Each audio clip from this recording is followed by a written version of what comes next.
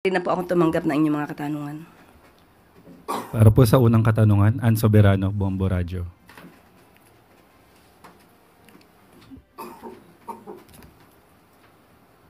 Yusek, good morning. Kuha lang po ako ng reaction from the palace. Kahapon po kasi may pasabog si dating Congressman Saldico at isinama na po niya si Presidential Son at House Majority Leader Sandro Marcos. Alam po ba ni Pangulong Marcos yung akusasyon ni Saldico laban kay Kong Sandro na sinasabing nag-insert ng 50 billion may nagkaroon siya ng 50 billion budget insertion. Ano po yung reaction ni Pangulo dito? Unang-una po ay nakapagsalita na po at nagpahayag na po ng denial si Congressman Sandro Marcos. Yan daw po ay kasinungalingan ayon sa kanya.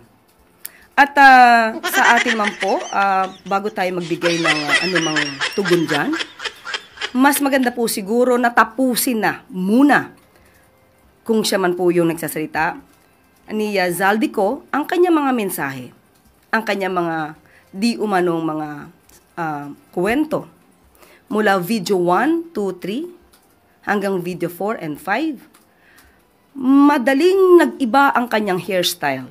Kaya tuwing makikita natin at masasabi natin ang mga inconsistencies, maaaring magbago rin siya ng kwento. So dapat matapos muna lahat ang kanyang mga sinasalaysay dahil sa tuwing mapupunan natin ang kanyang mga inconsistencies, sumasabay po ang kanyang pagbabago ng kwento sa pagbabago ng hairstyle sa video. Follow up lang, ma'am. Ma'am, may report din po ba ang Palasyo ng Malacanang regarding sa intelligence report na may nakikipag-ugnayan si Saldico sa grupo na gustong pumalit po daw sa gobyerno ng Marcos? Wala pa po tayong masasabi patungkol dyan. Wala po tayong update at tingnan po natin kung meron pong ganyan mga alingas-ngas. So, ibibigay ko po sa inyo ang update kung meron man. Salamat, Yusek. Thank you. Next is Julie Baisa, 1PH. Morning, Yusek. Yesterday po napaulat na aresto si former presidential spokesman Harry Roque. May official communication na po ba or clarification yung palas tungkol dito? Sa ngayon po, nakausap po natin ang pamunuan po ng DILG at magbibigay na lamang po sila ng update kapag meron na po. So wala pa pong confirmation, ma'am? Yun po yung ayon sa DILG, hindi natin makukonfirm. Pati sa DFA ay wala pa rin pong confirmation. So magbibigay ng update kapag meron na po. Thank you. Ivan Mayrina, GMA News. Sorry ma'am, balikan ko yung tanong ni Ann kanina. Sabi ninyo, kung siya nga po yun, can you elaborate? Are we expressing doubt that that is Zaldico? Sa nakikita po natin ng mga pag-iba-iba ng kanyang mga imahe, hindi mawawala sa isipan kung siya man yun o hindi. But still, sasagot po tayo. At ang nais lang po natin ay tapusin niya ang kanyang salaysay. Kasi tuwing mapupunan natin ang kanyang mga inconsistencies, nababago rin po ang kanyang statements. So makikita niyo po yung mga babago-bagong statements mula video 1, 2, 3 hanggang 4 and 5. Can you point out some of the inconsistencies you've spotted so far from video 1 to video 4 or 5? Unang-una, hindi niya binanggit sa video 1, 2, ang sinasabing transaksyon ng 2022. Maliwanag na ang binanggit niya na nagsimula daw ang kanyang pakikipag-usap di umano kay Secretary Mina Pangandaman 2024. So, nung napuna ang mga inconsistencies, nabago ang kwento. So, mas magandang hayaan natin, tapusin niya na muna. Kasi sabi nga natin, tuwing makikita natin ang mga inconsistencies, hindi lang po tayo, pati yung mga ibang mga lawyers, ibang mga eksperto na bumabasa at nadidinig ang kanyang mga sinasabi at napupuna ang inconsistencies, ginagamot nila sa mga susunod na mga videos. Sorry, and what does that have to do with the changes in his appearance, in his hairstyle? Kung isang araw lang itong ginawa, hindi dapat nababagong itsura. So it means, lumalabas. Iba-ibang araw ito ginawa. At malamang ay bumabase sila sa reaksyon ng tao. Sorry, on to my main question. Kahapon po sinagot ni VP Sara Duterte ang tanong kung handa siyang maging Pangulo sakaling magbitiw si Pangulong Marcos. Ang sabi po niya, and I quote, "There is no question about my readiness." Does the President have a message to the Vice President expressing her readiness and willingness to take his place? Handa na po siya maging Pangulo kapag ka po nawala or natanggal ang Pangulo sa pwesto. Tama po ba yon, Sir Ivan? Yun po ba ang sinabi niya? Handa siyang pumalit sa Pangulo kapag ka nagbitiw. Ang tanong din natin sa taong bayan, handa na po ba kayo sa mas marami pang Mary Grace Piatos? Unang-una po, ang Vice Presidente, hindi acceptable. It is not acceptable for a Vice President to anticipate the resignation of the President. Presidente na pinagsisigawan nilang bumaba sa pwesto. This is definitely a form of political destabilization. Pinapahina niya ang public confidence ng tao sa administrasyon. And those words contribute to the climate of uncertainty and crisis.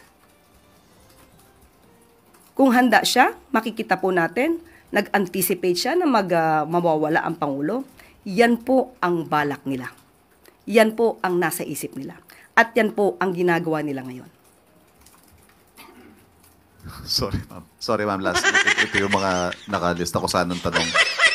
Aside from resignation calls, there are also talks of succession, talks of a transition council, civilian-military junta. Lahat po yan nakaangkla sa pag-question sa fitness to lead ng Pangulo. Direct question, ma'am, is the President fit to lead and is he in control? Tinatanong pa po ba yan? Of course. Nakikita natin ang trabaho ng Pangulo. Araw-araw, hindi humihinto sa pagtatrabaho. Hindi nga po nakakapagbakasyon. At hindi nakakapunta sa beach para mag-swimming. So, sino po ba talaga ang ready na maging leader ng bansa? Walang iba kundi ang Pangulong Marcos Jr. Thank you very much. Thank you. Follow-up question, Eugene Fernandez, IBC 13. Yusek, I would like to have a follow-up question regarding kay Saldico. Yusek, since na-mention nyo, gusto nyo matapos na muna yung sinasabi ni Saldico, how important it is for the palace to listen yung lahat ng sasabihin ni Saldico? Kung nagiging parte po ito ng balita at ito po ay nagiging issue, hindi naman po hindi pwedeng pakinggan ito. Kailangan lahat po na nangyayari sa bansa, basta po verified, pinapakinggan po ito. At kailangan din pong ikonsidera. So, kailangan matapos muna kung ano ang sinasabi niya. At mas maganda, ayon sa Pangulo, umuwi siya rito. At dito niya, ikwento lahat yung nais niyang ikwento. Dahil kapag nagkukwento ka lang sa likod ng monitor, ang hirap tignan at i-assess ang credibility ng taong nagtatago lang. Thank you, Yusek. Thank you. Next is Marker Sargan, Brigada. Good morning, Yusek. Sa budget deliberation po kahapon ng Senate, nabanggit po or nag-present si Senator Robin Padilla ng isang voice clip na ang sinasabi allegedly, binabanggit po na voice recording nyo daw kausap yung mga vlogger. Baka gusto nyo pong sagutin ito, ma'am.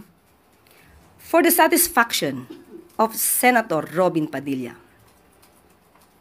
hindi po ako ang nasa video clip. Dahil sa ating pagkakaalam, itong video na to ay lumabas na noon pa at ibang muka ang pinapakitang binabanggit na madam. Hindi nga po ito kinover ng mainstream media. Dahil lumalabas, ayaw nila maging lihitimong balita ito nang hindi naman nila alam ang source. So, I deny that the person or kung sino man sa dalawa doon, na it's I who was talking to a certain vlogger. Now, si Senator Robin ay nagpapanukala ng anti-troll farm bill. Maganda ang kanyang adhikain, maganda ang kanyang pinapanukalang batas, troll farm for fake news. Sana maging modelo din po si Senator Robin. Modelo na hindi magpapagamit o magpapabiktima sa troll farm na nagpapakalat ng fake news. Sabi nga po ni Senator Loren kahapon, you should know first your source. And since dininay niyo po na kayo, ma'am, may balak po ba kayong gawing legal na aksyon regarding dito sa audio clip? Hindi nga po natin alam kung saan ang galing. Mas maganda po itanong niyo po sana kay Senator Robin, saan niya po ba nakuha ito? Anong source ito galing? Sa ating pagkakaalam, hindi ito galing sa mainstream. Kung galing ito sa mga troll, obligasyon niya pong magsabi kung saan yung source. Thank you.